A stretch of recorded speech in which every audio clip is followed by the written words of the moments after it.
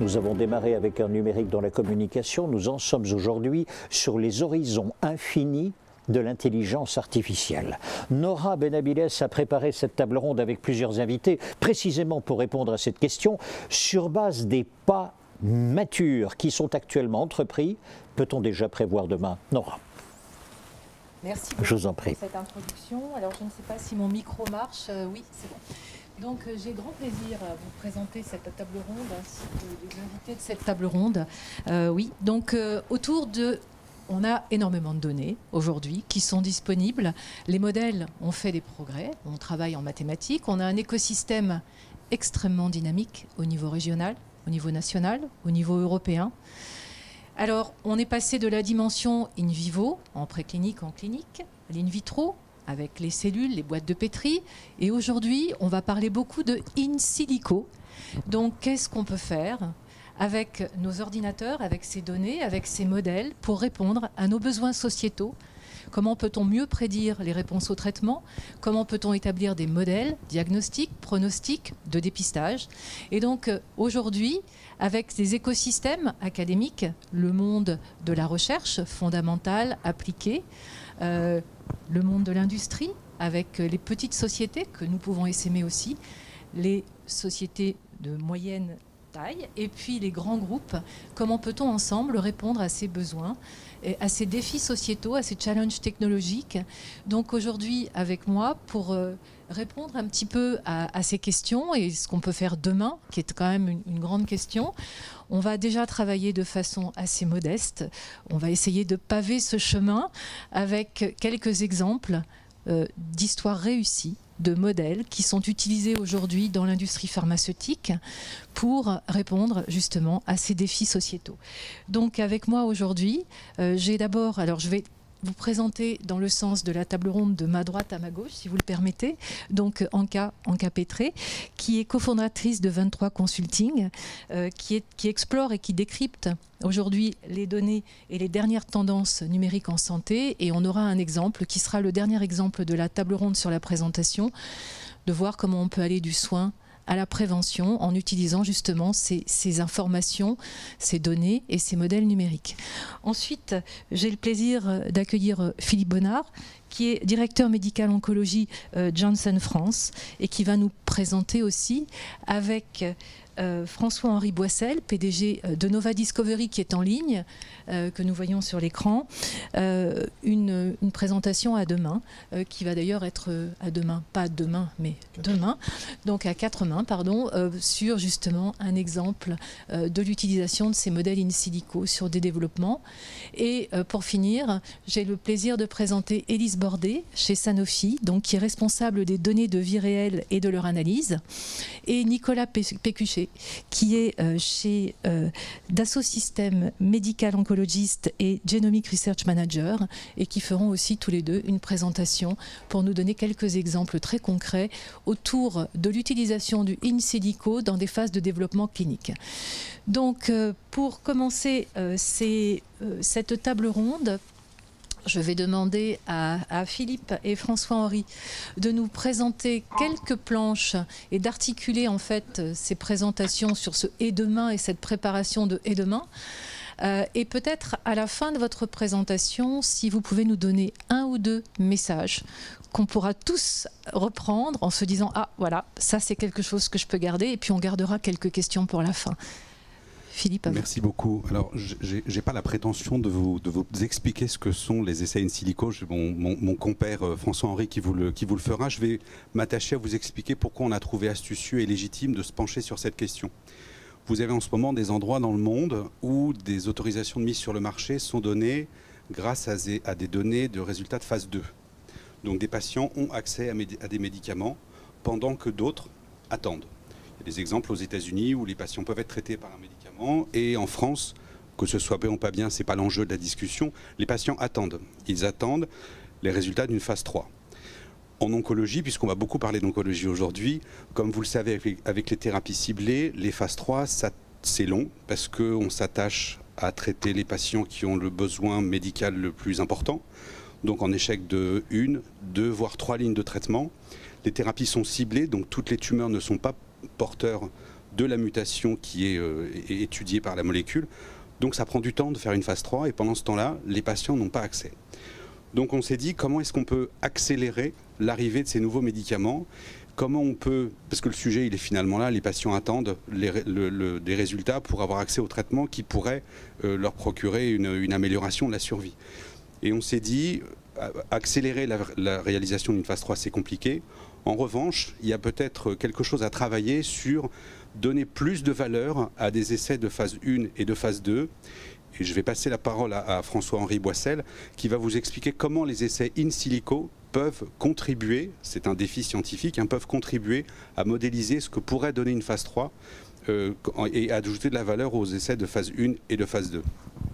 François, tu m'entends de loin? Absolument, merci Philippe. Alors, je crois que déjà le point de départ, et c'est un point qui est important à stipuler, à préciser, c'est que les essais in silico n'auront jamais vocation, puisqu'on parle de demain, à se substituer complètement aux essais sur des sujets humains. L'objectif, c'est d'utiliser ces approches prédictives en amont des jalons plus conventionnels du développement d'une nouvelle thérapie, de sorte à pouvoir explorer un panel d'hypothèses large, de faire ça de façon rapide et moins coûteuse que d'aller tester ces hypothèses sur des sujets humains, et avec l'objectif in fine de resserrer sur les scénarios les meilleurs, qu'il s'agisse de l'optimisation du timing d'administration du produit ou de la sélection des patients susceptibles de répondre le mieux à la thérapie. Donc il y a vraiment cette notion-là que le in silico a vocation à être le recours systématique en amont et non pas en substitution de ces approches plus conventionnelles. Si vous pouvez montrer la deuxième diapo, je vais vous expliquer de façon assez concise comment réaliser ces essais cliniques in silico. Alors on va avoir besoin de développer un modèle mathématique et computationnel de la maladie d'intérêt, un sous-modèle du candidat médicament, et on va associer à ça des patients virtuels. Et une fois que le modèle est proprement calibré puis validé, on va être en capacité de tester un certain nombre d'hypothèses. Si vous pouvez afficher la diapo suivante, s'il vous plaît. Alors de façon très schématique, un modèle mécaniste d'une maladie, c'est essentiellement l'assemblage de connaissances dont on dispose sur les différents mécanismes physiopathologiques impliqués. Donc on a en règle générale des modèles qui sont assez complexes, très intensifs en matière de calcul. On va en fait essayer de représenter ce que l'on sait de la physiopathologie dans son ensemble, c'est-à-dire faire une espèce de cartographie des entités biologiques impliquées dans les différents sous-systèmes en question, décrire les relations fonctionnelles telles qu'elles sont connues et comprises entre ces fameuses entités biologiques, et ensuite, une fois que le modèle est calibré et proprement validé, on va être en capacité, encore une fois, de tester ces hypothèses et de prédire avec un certain niveau de confiance. Les modèles, comme vous le savez tous, ne sont absolument jamais parfaits, mais prédire les résultats d'une hypothétique phase 3 et donc procéder à une série de scénarios d'optimisation pour s'assurer, ou en tout cas permettre à l'industriel de maximiser les chances de succès de son programme de développement. Philippe ? Oui, on a des défis qui nous restent à remplir ensemble.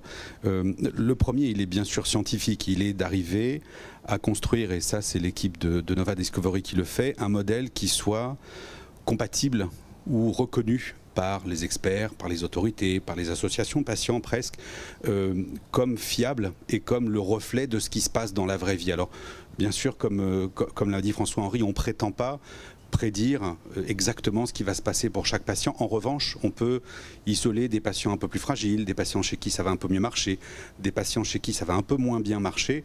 C'est le rôle du modèle d'arriver à nous dire, voilà, cette catégorie de patients, c'est plutôt bien pour eux. Par contre, cela, c'est un petit peu moins bien. Et donc, le premier défi scientifique, il est celui-là, d'arriver à construire l'essai qui va nous dire, le modèle qui va nous dire, on tient quelque chose qui représente à peu près la vraie vie. Le deuxième, bien sûr, il est de le comparer à ce qui existe, ce qu'on appelle le gold standard, c'est-à-dire ce dont on a l'habitude de dire la référence en 2021 du traitement du cancer, j'en sais rien, du sein par exemple, c'est l'association de A, B et C. il faut que le modèle soit capable de comparer la molécule étudiée à ce gold standard. Et puis le défi, il est aussi, j'allais dire, là c'est le défi technologique dont on vient de parler, François-Henri pourra revenir, mais il faut aussi discuter avec les autorités de santé. Ce sont des modèles qui sont extrêmement innovants, dont la science est pas complètement simple à appréhender. Et j'avoue que quand on partage tous les deux, je me sens de temps en temps un peu loin de ma base de clinicien, je suis un peu loin de ma zone de confort. Mais néanmoins, si on veut vraiment accélérer l'arrivée de ces médicaments, et encore une fois, c'est le but, François-Henri l'a dit et je le répète, il faut qu'on soit capable d'exposer ces modèles aux payeurs, aux autorités de santé, aux médecins dont on parlait tout à l'heure, pour qu'ils comprennent ce qu'on essaye de faire et qu'ils comprennent qu'on n'essaye pas d'aller plus vite que la machine, mais qu'on apporte juste de la valeur à des essais de phase 1 et de phase 2. Oui. Peut-être, François-Henri, un point à ajouter ? Absolument, en réaction à ce que vient d'exposer Philippe, il y a effectivement un défi de communication à la fois aux non-experts de la modélisation, puisque la conception d'un modèle physiopathologique complexe nécessite de réunir des compétences diverses et variées. Donc il est certain que de réussir à rendre intelligible ce genre d'exercice à des profils qui ne sont pas rompus à la formalisation mathématique, ça c'est un premier élément. Par ailleurs, la communication pour faciliter l'adoption par les agences, c'est effectivement un énorme enjeu. Alors sur ce sujet, l'agence américaine, la FDA, a fait énormément de progrès au cours de ces 3 années passées. Elle a reçu l'instruction formelle du Congrès américain de promouvoir les essais in silico en 2017, à la suite de quoi l'agence a lancé un programme pilote dans lequel Nova Discovery a été intégré en 2018-2019 pour réfléchir à la conception de Good Simulation Practices, c'est-à-dire les règles du jeu pour que cette évidence digitale soit formellement incorporée dans les dossiers. L'IMA travaille également sur le sujet, bien évidemment, et je crois que l'enjeu de demain pour nous, c'est la sensibilisation et l'accélération de l'adoption au niveau des payeurs. Oui, absolument. Je pense qu'il y a une mobilisation de l'ensemble de l'écosystème qui est très très forte. On voit aujourd'hui que les défis sont tels.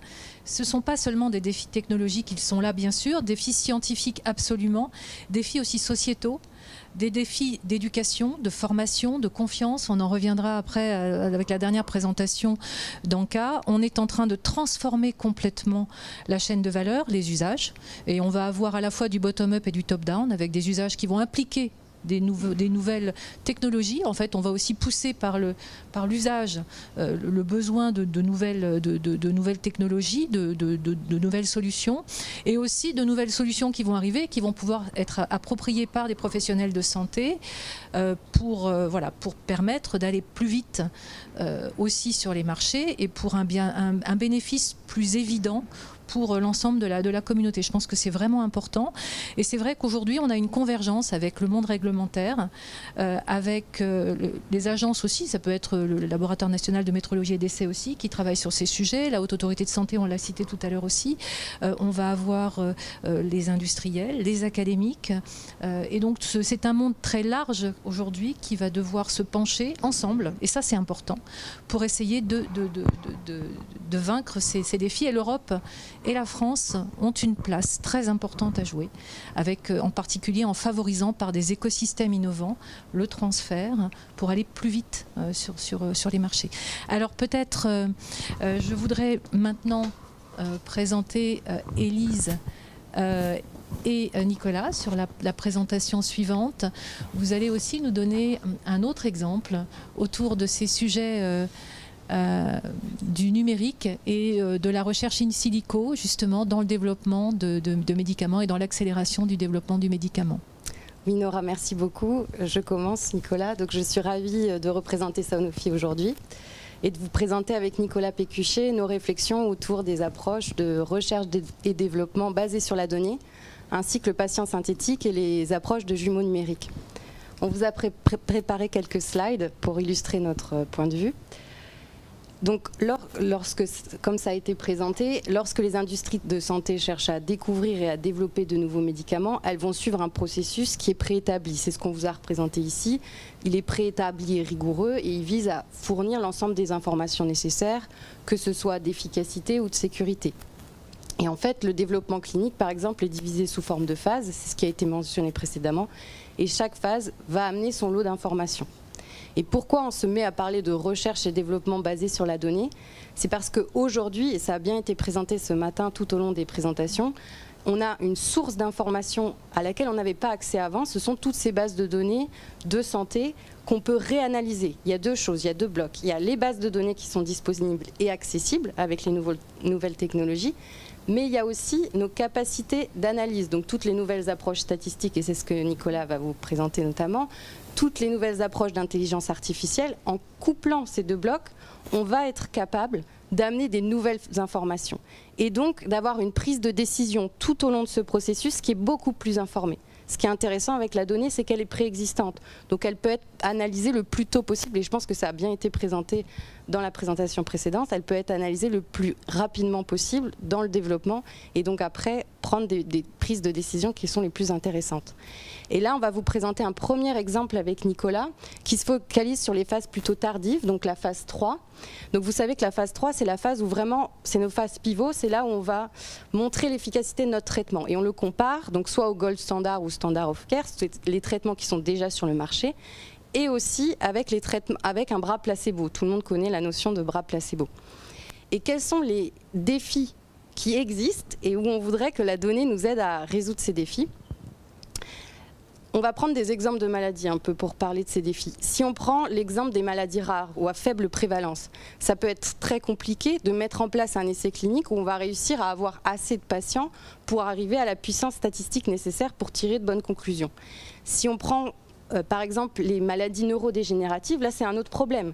Il va falloir mettre en place des essais cliniques qui sont longs. Si vous voulez développer un médicament par exemple qui prouve que vous retardez l'apparition ou retardez l'évolution de la maladie d'Alzheimer, il faut que vous suiviez cette évolution et donc il faut pouvoir inclure les patients sur une longue durée.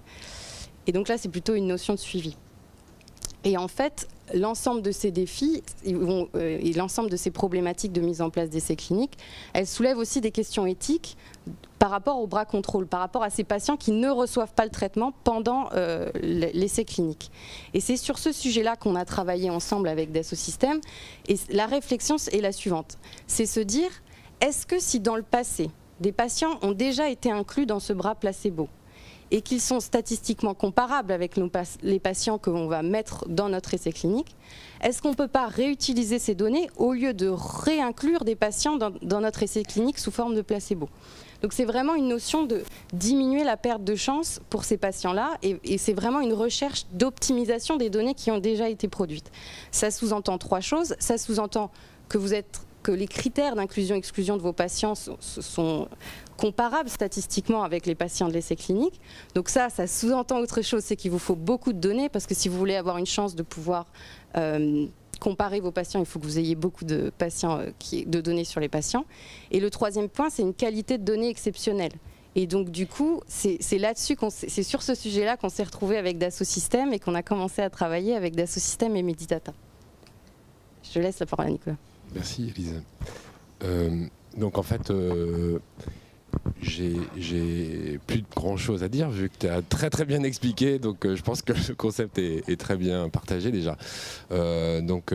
Effectivement, il y a 3 points importants, comme disait Elise, à considérer si on veut réutiliser pour un nouveau bras expérimental, donc qui va évaluer un nouveau traitement. On veut construire un bras synthétique, virtuel, basé sur des données de patients qui ont été traités au préalable. Et donc en fait, le premier principe, en fait, c'est d'utiliser des données dont la qualité est comparable à celles auxquelles on veut se comparer. Donc si on veut se comparer à des données de bras expérimental conduits dans le cadre d'un essai clinique, on va réutiliser des données qui ont été récoltées dans le cadre d'essais cliniques pour s'assurer que ce sont bien les mêmes principes, la même régularité dans le traitement des données, dans l'accès des données, donc pour rendre vraiment les informations comparables. Donc ça c'est le premier point. Le deuxième point qui est important, c'est d'avoir une base de données suffisamment large pour évidemment réduire le risque de biais de sélection. Si on sélectionne que 2 études, les patients proviennent tous de 2 études, et ben on ne va pas vraiment comparer des choses vraiment généralisables. Et enfin, la dernière chose, c'est d'avoir des données récentes. C'est-à-dire qu'aujourd'hui, on est dans un monde qui évolue de plus en plus rapidement, évidemment, les traitements évoluent, et le système de santé globalement aussi évolue. Donc on ne peut pas prendre des données qui datent d'il y a 10 ans, et les comparer à des données actuelles en se disant que la seule chose qui va changer, c'est le traitement expérimental. Il y a aussi tout un environnement de santé qui a évolué.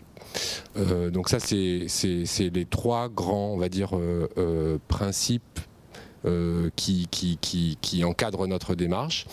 Et donc ce qu'on va vouloir faire, c'est pour chaque patient d'un bras expérimental, identifier un patient qui a les mêmes caractéristiques que le patient de ce bras expérimental, un patient qui a exactement les mêmes caractéristiques mais qui n'a pas reçu le traitement expérimental. Donc on va observer un certain nombre d'informations. Et il y a beaucoup d'informations qu'on ne va pas observer. Et donc pour pouvoir arriver à reproduire la randomisation, l'effet de la randomisation qui fait que les patients sont comparables en tout point sauf sur le fait qu'ils n'ont pas reçu le même traitement, on va aussi devoir ajouter des méthodes statistiques qui vont assurer aussi cette stochasticité, cet aléa dans la manière dont on va choisir les patients. Donc ça c'est un travail méthodologique qui a été développé avec un grand nombre de partenaires académiques. Donc évidemment c'est on va dire un corpus de recherche qui ne date pas d'hier, qui a commencé dans les années 50 et qui continue aujourd'hui. Ce qui change, c'est que les données sont plus nombreuses, plus accessibles, et donc en fait on peut vraiment révéler la valeur de ces méthodologies qui ne sont pas forcément extrêmement récentes. Mais par contre, le travail qui a été fait récemment, c'était de démontrer qu'à l'heure actuelle, un bras synthétique reproduit exactement les phénomènes observés dans un bras contrôle. Voilà. Et donc là, avec Nicolas, on vous a montré plutôt l'utilisation des données dans les phases tardives. Mais ce qu'on voulait vous mentionner aussi, c'est toute la réflexion en fait de comment la donnée va suivre de plus en plus et doit être utilisée le plus rapidement possible, le plus tôt possible dans le développement clinique pour nous aider par exemple à prédire les meilleures combinaisons, c'est ce qui a été mentionné précédemment, ou prédire la meilleure indication dans laquelle notre médicament va le mieux marcher. Et la dernière notion qu'on voudrait vous présenter très rapidement parce que le temps passe vite, la dernière notion c'est vraiment l'idée de jumeaux numériques et de patients synthétiques, mais surtout de jumeaux numériques, et c'est l'idée de se dire pour chaque développement on va produire une grande quantité d'informations, on va aller chercher plein d'informations pour un produit, à chaque fois qu'on développe un produit. Mais comment on peut capitaliser, toujours s'améliorer, de plus en plus modéliser et finalement essayer un maximum de tirer des règles et d'avoir un maximum de choses qui sont déjà préétablies pour pouvoir ne pas avoir à reproduire des choses. Et donc après, on peut modéliser à différents niveaux, le niveau moléculaire, cellulaire, tissulaire, l'organe, puis dans nos rêves, le patient. Et c'est là où on arrive à la notion de jumeaux numériques. Je ne sais pas si Nicolas veut dire un petit mot et s'il nous reste une seconde. 30 secondes. Bah, en fait, je dirais que c'est aussi le message qu'il faut retenir de tout ça, c'est qu'aujourd'hui on est capable de réutiliser des données préexistantes, et ce qu'on veut pour demain, c'est pour pouvoir retirer la connaissance qu'on est capable d'avoir à partir des données préexistantes pour prédire l'avenir. Donc ça, c'est les jumeaux numériques, c'est comment est-ce que ma donnée, j'en crée de la connaissance, et je la confronte aussi à la connaissance globale, et je vais pouvoir utiliser ça pour créer de l'innovation de demain. Merci beaucoup, merci à vous deux. Alors je voudrais juste, avant de passer à Anka, montrer par 2 exemples que vous nous avez présentés, Philippe, François-Henri, Élise et Nicolas, de modèles mécanistiques qui sont aussi de très très beaux modèles au niveau moléculaire, de modèles qui sont plus statistiques, qui vont utiliser dans tous les cas la connaissance pour essayer de mieux prédire ou d'aider à prendre des décisions que ce soit au niveau clinique, au niveau des développements aussi, c'est très important. Des systèmes de pilote automatique, on est dans ce qu'on appelle en anglais le digital twin, donc le patient virtuel qui était très utilisé dans l'industrie aéronautique ou toujours d'ailleurs ou dans l'industrie automobile et qu'aujourd'hui on va essayer d'utiliser. C'est pour ça qu'on a beaucoup d'acteurs du numérique, mais pourquoi pas aussi des télécoms, de la santé. Et on va aller à une vision qui est plus centrée autour du patient avec Anka, qui va nous présenter aussi ces sujets autour de la confiance, des sujets autour de la cybersécurité. On est sur des sujets numériques et au final, on va vouloir utiliser tous ces modèles pour un mieux-être des patients. Donc peut-être Anka, vous pouvez nous présenter autour de quelques exemples votre vision. Tout à fait. Merci beaucoup Nora. Alors je voudrais commencer par une statistique qui est que depuis le début de la crise sanitaire, environ 60% des patients ont renoncé aux soins ou annulé leur rendez-vous médical, ce qui est absolument énorme. Et face à ce défi de voir des médecins en chair et en os, beaucoup de patients se sont repliés sur les solutions numériques. On a vu que les actes de télémédecine ont été multipliés par 10. On a vu aussi que la vente d'objets connectés a sensiblement augmenté. Et donc à la question « et demain, qu'est-ce que l'on peut attendre ?» Je pense qu'une autre question, c'est de savoir est-ce que ces nouvelles pratiques, ces nouveaux recours aux outils numériques, c'est quelque chose qui a vocation à perdurer ou est-ce qu'on reviendra sur des modèles beaucoup plus traditionnels ? Alors, je n'ai pas de boule de cristal à vous proposer aujourd'hui, néanmoins, il y a des études qui ont été publiées sur le sujet. Et une étude qui est intéressante, elle a été publiée avant la crise sanitaire, montre que les patients sont relativement insatisfaits de leur système de santé. Et ce, sur plusieurs points. Il y a peut-être 2 points qui sont intéressants pour la discussion qu'on a aujourd'hui. Le premier, c'est qu'ils constatent une certaine difficulté à accéder aux lieux de prise en charge. C'est-à-dire que ce n'est pas pratique d'aller à l'hôpital, ce n'est pas pratique d'aller en cabinet de ville. Ils aimeraient que l'hôpital et le cabinet se déplacent chez eux, ou en tout cas là où ils se trouvent. Et le deuxième élément de cette étude, c'est que les patients estiment que la qualité du suivi en dehors des heures de consultation n'est pas optimale. En d'autres termes, les patients aimeraient être suivis en dehors des heures de consultation. Ils n'ont pas à aller chez le médecin pour bénéficier d'un suivi, ils aimeraient être suivis chez eux. Et donc en fait, ces 2 éléments montrent une tendance qui est beaucoup plus large, qui est celle de la délocalisation des soins auprès des patients, et en l'occurrence plutôt chez eux en ce moment. Et donc là, on se pose la question, est-ce que les outils dont on dispose aujourd'hui, les outils de suivi, les outils de soins à distance, vont pouvoir répondre à ces nouvelles attentes des patients ? Et c'est là que la question est intéressante. Et en fait, j'ai passé la dernière année qu'on a vécue en quasi-confinement à me poser cette question et à tester et à chercher différents outils numériques, différentes plateformes, différentes applications pour savoir finalement, en tant que patient, quand on est chez soi, de quel suivi est-ce qu'on peut bénéficier. Et donc j'ai appris un tas de choses que je voulais partager aujourd'hui. La première chose, c'est que les laboratoires de biologie médicale débarquent à la maison. En tant que patient, on peut faire un séquençage génétique, une étude du microbiome. On peut aussi faire un bilan sanguin complet depuis son canapé. Il faut juste envoyer un échantillon de sang, de salive, de sel ou autre fluide corporel à des sociétés qui sont spécialisées et qui vont pouvoir envoyer en quelques jours les résultats d'analyse avec des recommandations personnalisées, ce qu'on n'a pas forcément au laboratoire de biologie. Autre élément, les objets connectés. Aujourd'hui, on peut utiliser des objets connectés, on l'a vu pendant la crise sanitaire, pour suivre son état de santé, mais aussi pour anticiper des dégradations.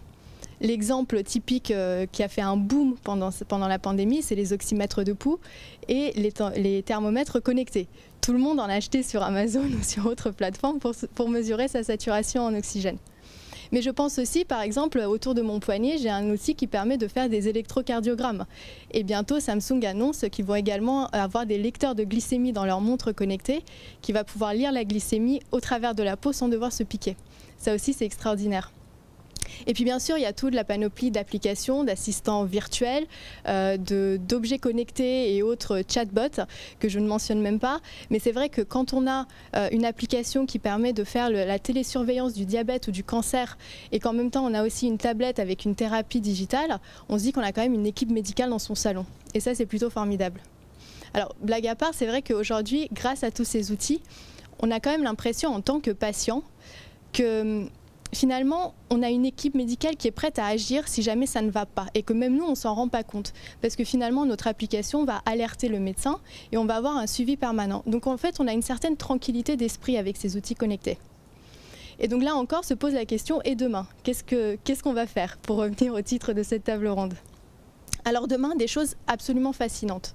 Demain, l'informatique quantique va pouvoir, grâce aux incroyables puissances de calcul, prédire comment une protéine va interagir avec une molécule dans le cadre du drug design.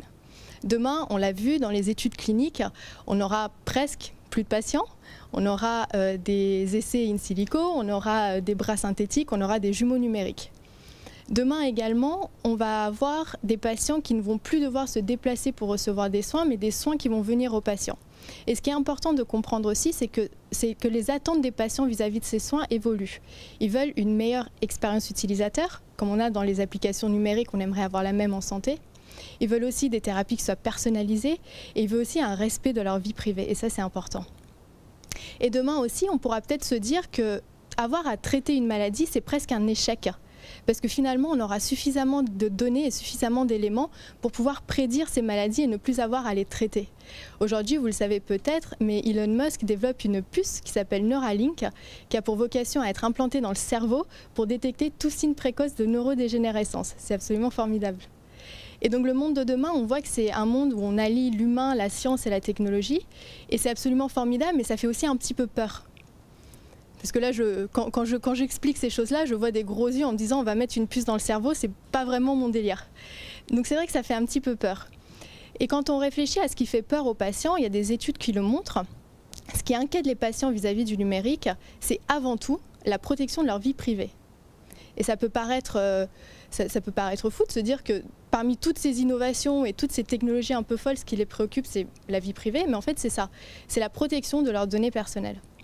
Et aujourd'hui, pour en revenir sur les notions de confiance et de cybersécurité, on a toute une panoplie de technologies qu'on appelle les technologies de protection de la vie privée, qui sont justement là pour protéger la confidentialité, la sécurité et l'intégrité des données personnelles.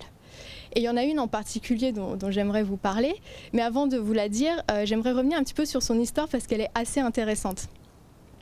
On est en septembre 1992. Et un ancien ingénieur d'Intel, Tim May, convoque ses amis informaticiens dans son garage à Santa Cruz en Californie.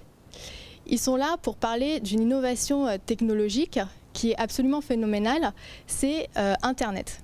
Et ce qui les préoccupe dans Internet, ce n'est pas la technologie en soi, c'est le fait que le gouvernement va pouvoir surveiller tous les faits et gestes des Américains grâce à cette technologie.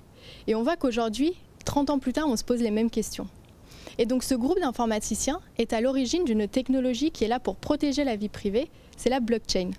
Et donc la blockchain, c'est une technologie qui, par nature, est là pour permettre aux patients et aux citoyens de manière générale d'avoir plus de contrôle et de souveraineté sur leurs données personnelles.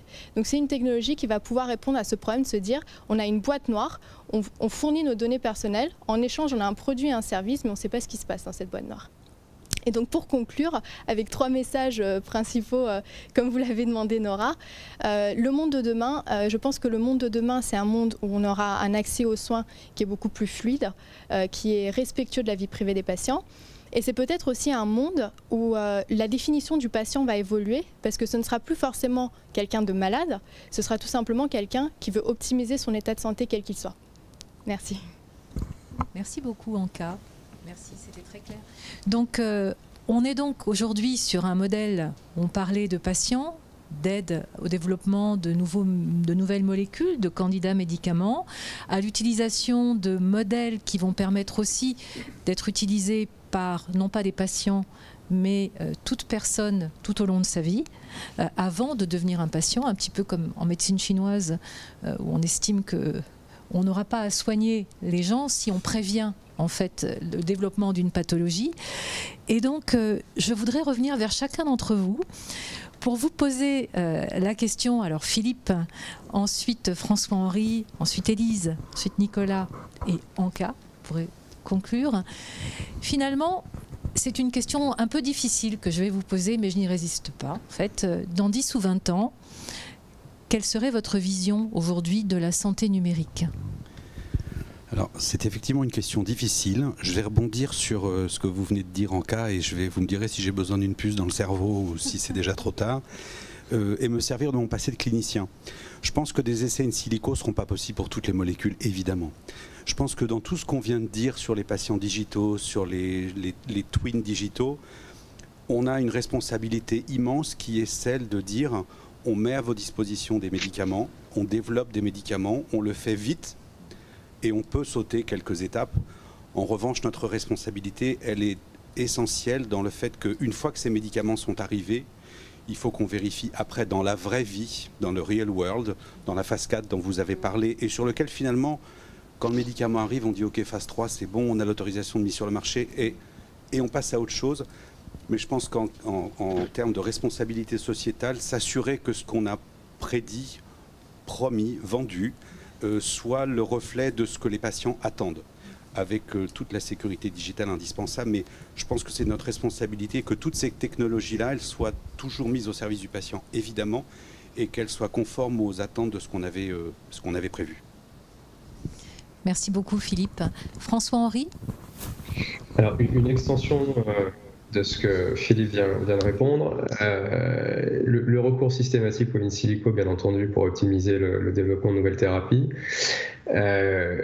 l'utilisation aussi de ces modèles et de ces prédictions sur des horizons de temps beaucoup plus longs pour effectivement aller vérifier le comportement de la nouvelle thérapie en vraie vie et le cas échéant contribuer à identifier précocement des problèmes ou des sous-groupes non répondeurs et dont l'information n'avait pas été capturée pendant le développement clinique. Et puis peut-être en extension de ça, l'utilisation de ces mêmes algorithmes qui ont d'abord servi à l'optimisation du développement clinique dans un contexte de médecine personnalisée. Merci beaucoup. Élise? Oui, donc c'est vrai que c'est une question très difficile. Moi, dans 15-20 ans, j'aimerais qu'on ait réussi déjà à mettre en place tout ça de manière plus systématique, qu'on ait changé notre manière vraiment de voir la donnée et de se rendre compte à quel point elle peut nous aider à changer beaucoup de choses. Je pense que ce qui est intéressant, c'est aussi de réfléchir à comment on peut construire un espèce d'écosystème et d'échanger tous ensemble, comme un peu ce matin, sur vraiment... C'est un échange, je pense que c'est hyper intéressant.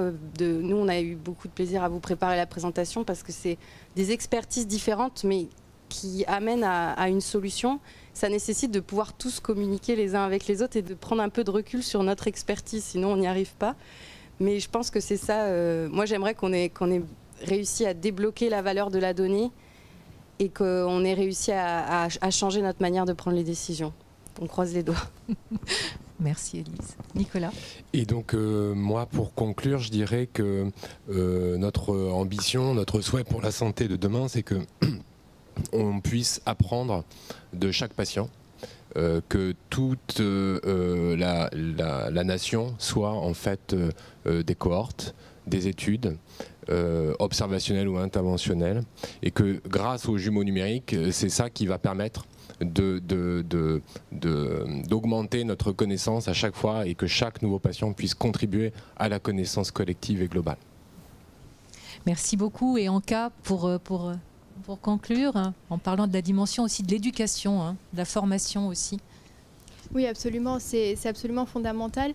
D'autant plus qu'aujourd'hui, ce que les patients souhaitent avant tout, en tout cas de mes échanges avec beaucoup d'entre eux, c'est d'être beaucoup plus impliqués dans la construction de ces solutions numériques. C'est le numérique pour les patients, certes, mais c'est aussi le numérique avec les patients. Et je pense qu'elle est puisée dans l'expérience, l'expertise et le savoir des patients sur leur maladie qu'ils connaissent par cœur. C'est une source énorme d'informations et je pense sincèrement que le patient, c'est une des ressources en santé qu'on exploite le moins et c'est peut-être ça une piste pour dans 20 ans. Oui, du patient et plus largement, en fait, c'est un sujet sociétal avec aussi les professionnels de santé, avec aussi les personnes qui ne sont pas encore malades et qui ne le seront peut-être jamais, tant mieux.